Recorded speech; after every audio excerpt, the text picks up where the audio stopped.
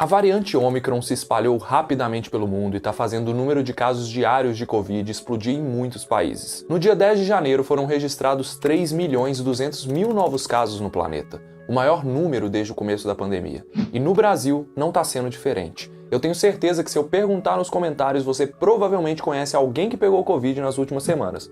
Ou eu estou errado? Será que recomeçamos a pandemia? Ou a Ômicron de fato é menos agressiva e marcaria o começo do fim da pandemia? No vídeo de hoje eu vou te contar tudo o que a gente já sabe sobre a variante Ômicron, se ela realmente causa sintomas mais leves, se as vacinas continuam protegendo e se essa vai ser a última variante do coronavírus. Nós aqui do Olá Ciência lemos mais de 20 artigos, relatórios e matérias sobre a variante Ômicron para trazer todas as novidades para vocês. E a única coisa que eu peço é para se inscrever no canal para ajudar na nossa missão de levar a informação científica cada vez mais longe. Vamos começar do básico que você precisa saber sobre a variante Ômicron. A variante Ômicron foi identificada pela primeira vez em novembro de 2021 na África do Sul e rapidamente se espalhou pelo mundo. Em menos de um mês, no fim de 2021, mais de 90% das amostras sequenciadas no Brasil já eram por Ômicron. A Ômicron tem 34 mutações na proteína Spike, que é a proteína responsável pela entrada do vírus nas células. A variante Delta tinha só 9. Isso assustou muita gente inicialmente. Mas não é o número de mutações que vai definir se uma variante vai se tornar mais resistente ou mais letal. Tudo depende de quais são essas mudanças e o efeito delas em conjunto. As mutações acontecem de forma aleatória cada vez que o vírus se multiplica dentro das células. Então pode ser sim que uma dessas mutações tenha tornado o vírus, digamos, mais fraco. Será que foi isso que aconteceu com a variante Ômicron? Estudos em células, em camundongos e em hamsters mostraram que a Ômicron tem uma capacidade maior de infectar e se multiplicar nas células do trato respiratório superior, como nariz, traqueia e garganta, e tem uma capacidade 10 vezes menor que a Delta de infectar as células dos pulmões. Essa característica tem 3 consequências que você precisa saber, e agora a gente sai do básico e a gente vai começar a entender por que mesmo a Ômicron sendo mais leve, ainda preocupa. E a primeira consequência dessa multiplicação nas vias respiratórias superiores, galera, é na transmissibilidade do vírus.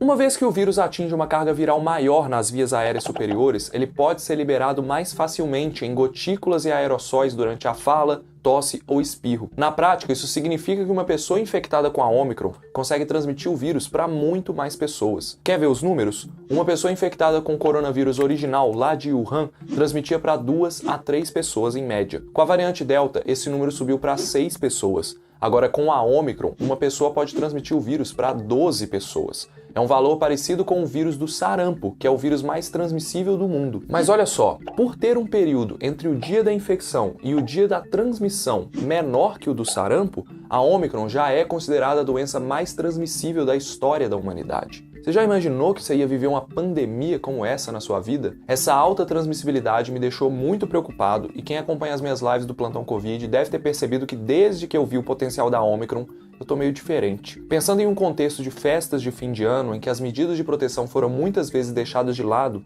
mesmo com todos os nossos alertas, não é nenhuma surpresa que esse aumento no número de casos esteja acontecendo agora. E como o Brasil vive um apagão de dados e falta de testes, a gente pode chegar a ter 1 milhão de casos de Covid por dia e, infelizmente, não vamos conseguir acompanhar.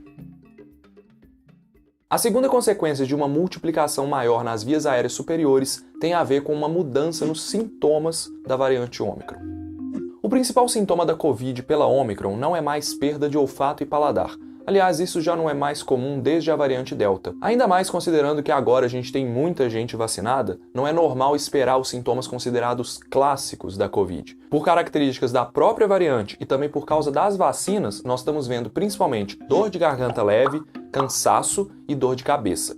E tem mais, se antes os sintomas começavam a partir de 5 dias após a infecção, na média, agora esse tempo é menor. Com 3 dias os sintomas já podem aparecer. Mas fica atento porque vai ter gente que aparece com sintomas antes ou depois desse intervalo aí.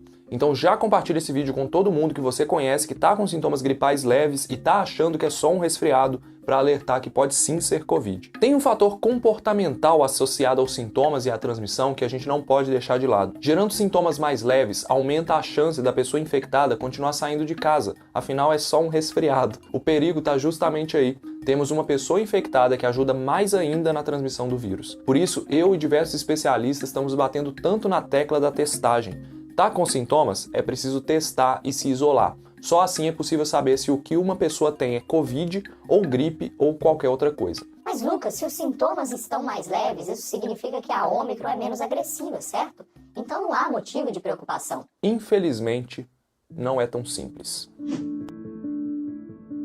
De fato, os estudos estão mostrando que a Ômicron tem uma capacidade menor de infectar as células dos pulmões, que são onde o coronavírus normalmente causa mais danos. Menos células pulmonares infectadas poderia significar uma doença mais leve. Dados do Reino Unido e da África do Sul vêm mostrando que o risco de hospitalização pela Ômicron é cerca de 25% a 70% menor em comparação com a variante Delta. Esse valor varia muito dependendo da idade das pessoas infectadas, do status vacinal, se elas tiveram infecção prévia, mas de fato, no geral, ela é mais leve. E esse risco menor de hospitalização acontece por causa daquelas características próprias do vírus, mas também porque com 2 anos de pandemia, muita gente já tem uma proteção parcial adquirida por uma infecção prévia ou também adquirida através da vacina. Ainda não está definida a contribuição de cada um desses fatores nessa aparente menor gravidade da Ômicron. Mas presta atenção, isso não quer dizer de forma alguma que a Ômicron não gera nenhuma hospitalização e morte.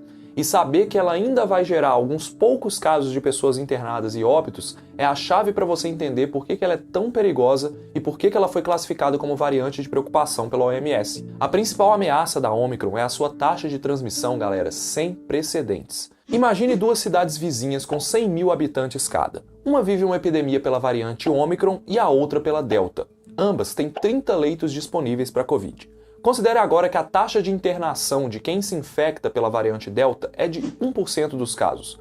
Na cidade vivendo o surto da Ômicron, a taxa de internação no melhor cenário é 4 vezes menor, de apenas 0,25% dos casos, no nosso exemplo para fins didáticos. Imagine agora que 25 habitantes em cada cidade se infectaram pelas variantes que circulam. A Ômicron dobra o número de casos a cada mais ou menos 3 dias e a Delta dobra a cada 6 dias. Após 30 dias, na cidade da variante Delta, teríamos 800 novos casos diários, enquanto que na cidade da variante Ômicron, esse número é de 25.600 novos casos no 30º dia. Agora vamos ver o que aconteceria com os hospitais. Na cidade com circulação da Delta, com 1% das pessoas precisando de internação, 8 leitos seriam ocupados. No caso da Ômicron, que interna 4 vezes menos, apenas 0,25% das 25.600 pessoas seriam internadas em leitos. Opa, no 30º dia precisaria de 64 leitos, tendo apenas 30 à disposição. Mesmo internando bem menos, em apenas um mês a cidade da Ômicron teria entrado em colapso. Tudo isso por causa de 25 casos iniciais e ausência de controle. É por isso, galera, que a gente fala que uma variante mais leve pode não ser um presente, como muita gente falou por aí.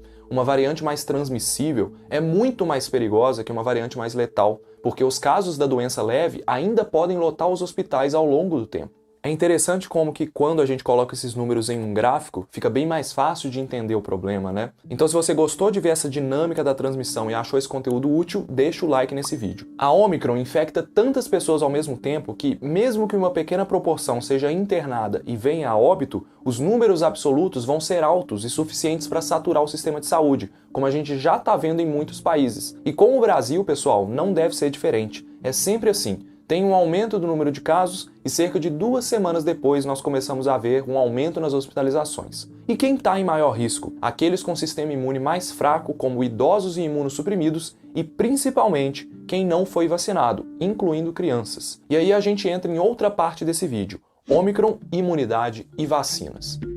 Uma outra característica da Ômicron que assusta é que, em relação às outras variantes, ela tem uma capacidade maior de escapar da resposta imune. Ela é menos reconhecível pelos anticorpos gerados por uma infecção prévia ou pelas vacinas. E por isso, o risco de reinfecção é maior, mesmo para os vacinados. Então sim, galera, comparando com outras variantes, pessoas vacinadas têm um risco maior de se infectar com a variante Ômicron, principalmente a partir de 5 meses depois da segunda dose, que é quando os níveis de anticorpos começam a cair. Mas se engana quem acha que isso prova que as vacinas não funcionam. Pelo contrário, o papel da vacina é justamente reduzir o risco de hospitalização e morte. Então, a gente vai ver sim muitas pessoas vacinadas tendo Covid, mas os sintomas vão ser leves na maioria das vezes. A proteção das vacinas diminui, mas não desaparece. Deu para entender?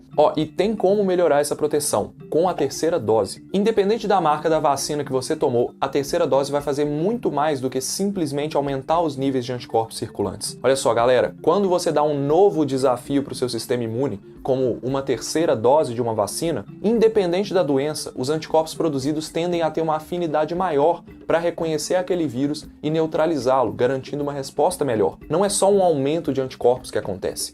Por um fenômeno bem conhecido, os anticorpos ficam mais eficientes em neutralizar, e esse conceito básico da imunologia foi visto em estudos com a Ômicron. Com isso, a proteção contra a hospitalização, que vinha caindo depois de mais de 5 meses da segunda dose, aumenta para 88% com a terceira dose. Com tudo isso, parece até que a Ômicron será suprimida pelas vacinas, não é mesmo? E antes de eu entrar no último tópico, me conta aqui, você acha que a Ômicron vai ser a última variante de preocupação do coronavírus? Será que a Ômicron é o fim da pandemia? Sinto te dizer, mas ainda não tem como saber. Como eu falei no vídeo, a Ômicron é transmitida muito facilmente, e o pré-requisito para o surgimento de novas variantes é justamente a alta transmissão do vírus. Então, ela pode até favorecer o surgimento de uma Ômicron Plus ou uma nova variante. Mas ao mesmo tempo, essa alta transmissão faz com que muitas pessoas se infectem muito rápido, gerando uma imunidade rápida contra a Ômicron, e aí sim a gente pode ver uma diminuição dos casos no futuro. Então, realmente, ainda está muito obscuro. E pensando no lado pessimista, alguns especialistas acreditam que a próxima variante a nos preocupar pode até já estar circulando por aí, mas sem ser detectada. Até começo de janeiro, a OMS estava rastreando pelo menos 5 variantes que podem se tornar preocupações no futuro. E há quem diga que existem muito mais letras gregas circulando do que a nossa capacidade de ler. Por isso, o que eu acho sobre o fim da pandemia é que ele não vem com achismos, tratamentos ou medidas desencontradas. A gente precisa intensificar o controle dos casos, com testes, vacinas, máscaras de qualidade para todo mundo, distanciamento e ventilação. E é sério, porque se o Brasil não parar para controlar a Covid, vai acabar parando porque milhares de trabalhadores vão estar infectados. E para saber como se cuidar, segue o Olá Ciência lá no Instagram. Eu tenho muita coisa extra por lá. E se torne um membro do canal para poder acessar um grupo exclusivo no Telegram a partir da categoria Cientista Iniciante, em que nós discutimos vários temas sobre Covid e sobre ciência. E se você quiser entender o mistério por trás das pessoas que nunca pegarão Covid, porque já nasceram super imunes, assiste esse vídeo aqui, ou então, se preferir, assiste esse outro vídeo que o YouTube te recomendou. Eu espero que esse conteúdo tenha sido útil, coloca aqui embaixo se você gostou, um grande abraço e eu te vejo no próximo vídeo. Tchau!